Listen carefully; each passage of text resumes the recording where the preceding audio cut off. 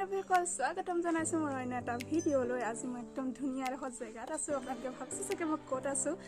আগতে ভিতৰৰ পৰিৱেশটো দেখাই লওঁ, তাৰ পাছত কৈ আছোঁ যে মই ক'ত আছোঁ। তেন্তে বলক।